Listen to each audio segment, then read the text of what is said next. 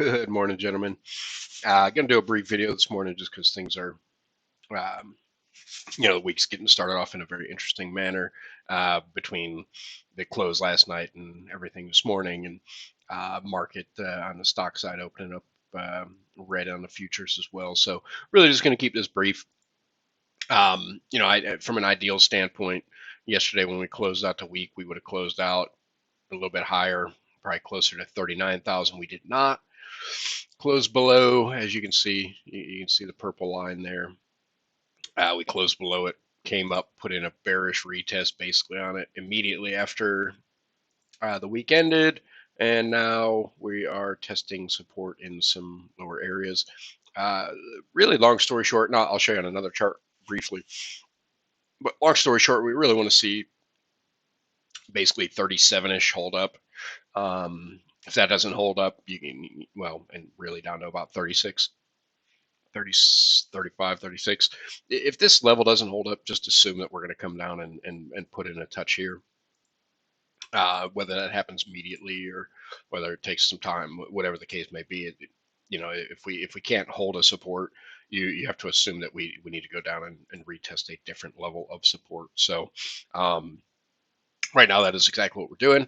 It would be nice if maybe it didn't come down below this, but again, this right here, or even something down just below it, is always going to be a feasibility until it's not. So, but yeah, we didn't get close we wanted, and then we already put in a bearish retest and opening up the week in a kind of sour note there.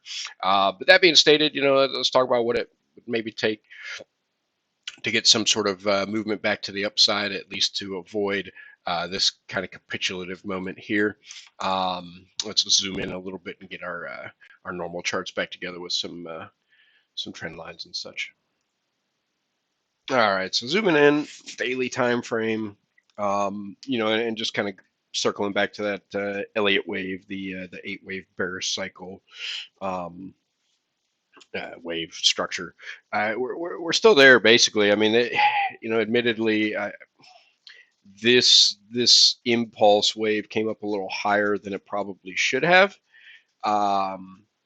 based upon the way that these would typically play out. Normally, you wouldn't get pricing action above here, which to an extent we didn't. We just wicked above it. So I'd say that this pattern still holds weight. The corrective portion we are in right now from our impulse, we're in this corrective motion now, and this corrective motion is supposed to take us down and not fall below this level, which again we're talking about 35,000 approximately. But this is based on support, right? That doesn't necessarily mean that we can't wick down below there. When we first started talking about everything, we talked about this right here, and where it was very feasible we were going to go ahead and just go sideways for several weeks. Well, here, think of it this way, if you want to look at it from this standpoint, here was the impulse wave back in this structure, and then the corrective, and it basically kind of stepped over, rolled over one final time. And so I guess to that point, what I want to kind of take a look at is maybe how we continue to fill out our Elliott wave pattern here. And it all starts with really holding this line today, ideally. So at the worst case scenario, instead of coming down here and liquidity wicking down here, we can at least get some positive movement back to the upside, maybe for a day, a couple days, whatever the case may be, before maybe rolling down a little further. I mean, if we're going to come down and touch this, we don't want it to be as part of a liquidity wick. That'll just wipe some things out and then a V shape out of here, and that's not necessarily the best case scenario, but that's what we're going to need to see here. So ideally what we'll see is this is going to hold up today, and then maybe we start to just kind of push up a little bit as we work through the week. But again, I got to hold this line first, or everything we're talking about is negated, and we kind of liquidity wick down here. But yeah, again, I don't have any problem if we come down and touch down 35,000. I just would prefer it not be here. That being stated, let's just take a quick look at the short-term time frame. Actually, I'll show you one more thing on the daily chart. But otherwise, let's talk about the short-term time frames. All right, so yeah, I've got a couple different daily charts. I've got a couple different longer term charts I use cleanliness factor. It's just easier to look at a different one sometimes. So this particular one is Binance. The other one's Poloniex. Don't get caught up on the exchange. For the most part, they track each other pretty closely. But this is where I want to draw your attention down here. Ignore everything else up here. Let's just take a look in here. Basically, what we've got going on right now. So, in this kind of a pattern within a pattern type of situation. But let's pretend for 1 second. So this rounded part here is the structure of our 8-wave Elliott bear cycle structure, right? Like let's assume that that is an accurate thing. Well, here we had this trend line that was going up. You can see we got a few touches on it. This one right here is suggesting that it could very well come down through this. So if we don't find support here at some point today and reverse course on this one, again, what do we have to work with for support? Not a whole heck of a lot, right? We maybe some horizontal supports I could put in there, but otherwise, this thing will have to necessitate itself way down here. And if we look at this screen in relation to that, I mean, if this were to go all the way down here today, where does that put us? I mean, my goodness, it probably drops us all the way down to here as part of a liquidity wick. Maybe it then reverses course immediately. But my goodness, yeah, if we lose, all sorts of trend lines here, yeah, we've got some definite downside. Now, on a possibly positive note, this was kind of the peak over here. Although we had an increase in volume for a few days in there, overall the volume is decreasing. Decreasing price, decreasing volume is a potentially bullish catalyst. Unfortunately, when we are getting the positive price action in these times, it is still lesser volume than the negative price action. So, the expectation, even if we get a little bounce here, maybe we get right back up to about 38.8, 38, mid 38 something, and it just kind of gets beaten around in here until it can make a decision which way it's going. So yeah, that's kind of the curse and the blessing of this market. It's always right on the edge. It's always right on the edge. You never know.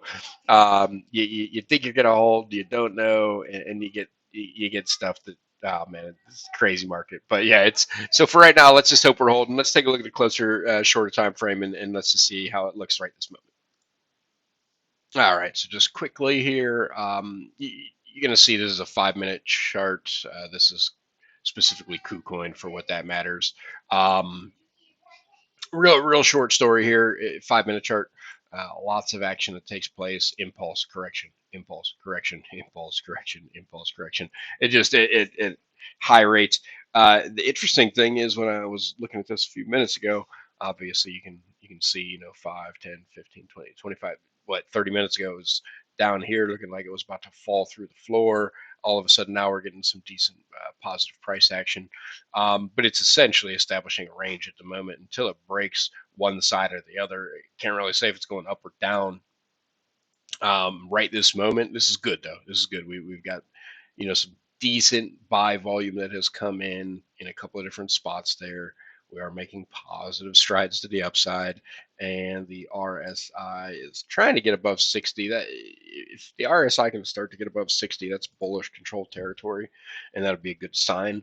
But yeah, again, I'm at this point just sitting here trying to establish what exactly we're about to see, and I'm hopeful that at the very least we get some positive price action today. Even if we're going to see some lower numbers still, let's at least get some positive price action, put some green up on the board. I don't think it's a given just because the stock futures are down. But there is one thing I've been looking at here, and I'll show you this just real quick, and then I am wrapping this video up. Thank you so much for the time today, but give me one more moment here. All right, and last thing here, we're going to be looking at stock market here, S&P 500. Obviously anybody that's plays in the stock market knows that things haven't been exactly going that well there recently. We had the initial big pullback over the course of 2 weeks. Nice little recovery. It did something it probably should not have done. This, when the price action came back above the 200 moving average, that was highly unexpected on my part. I figured we'd hit it and just roll right back over to here.